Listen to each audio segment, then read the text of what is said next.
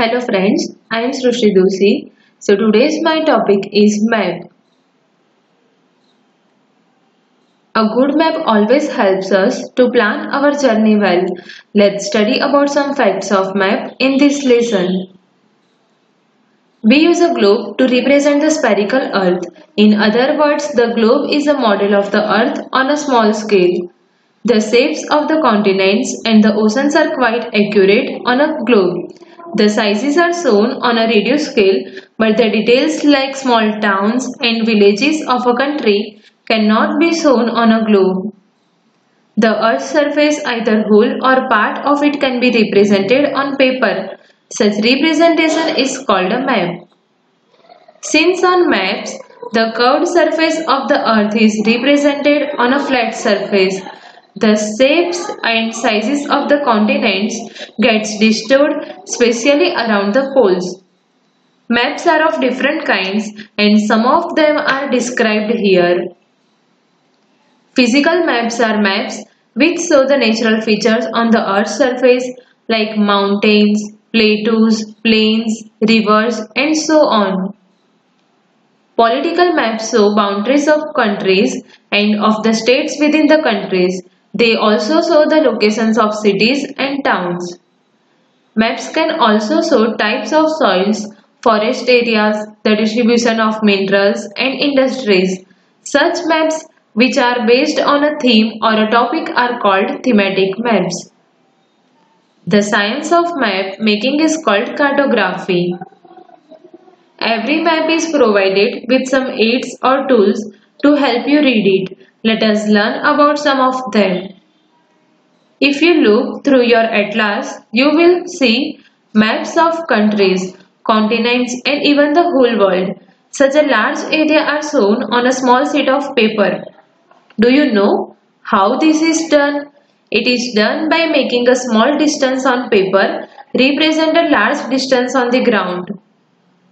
Different maps use different scales.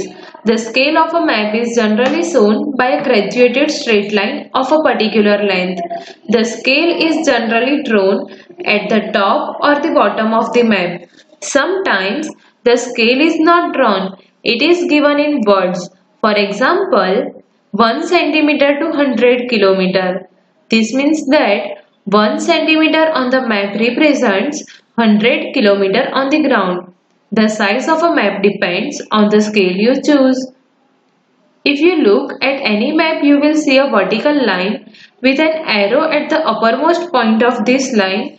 Found at the upper right or left corner of any map is called the north line and it shows the north direction.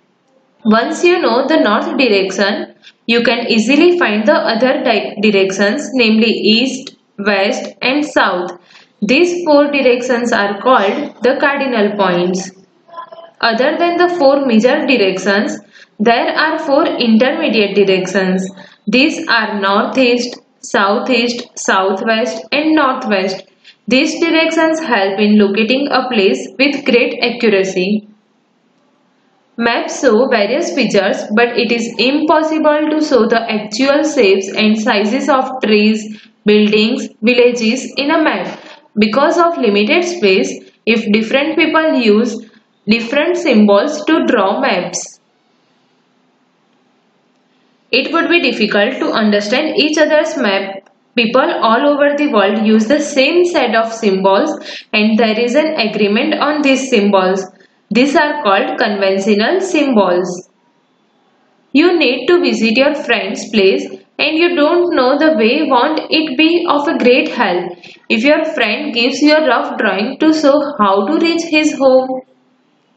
These rough drawings, which not drawn according to a scale and which tells us where a particular place is located with respect to certain other places is called a sketch and they can be drawn more easily than plans and maps. A map cannot show the internal details of buildings.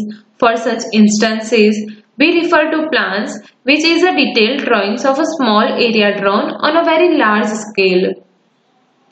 I am sure you will enjoy it. Thank you.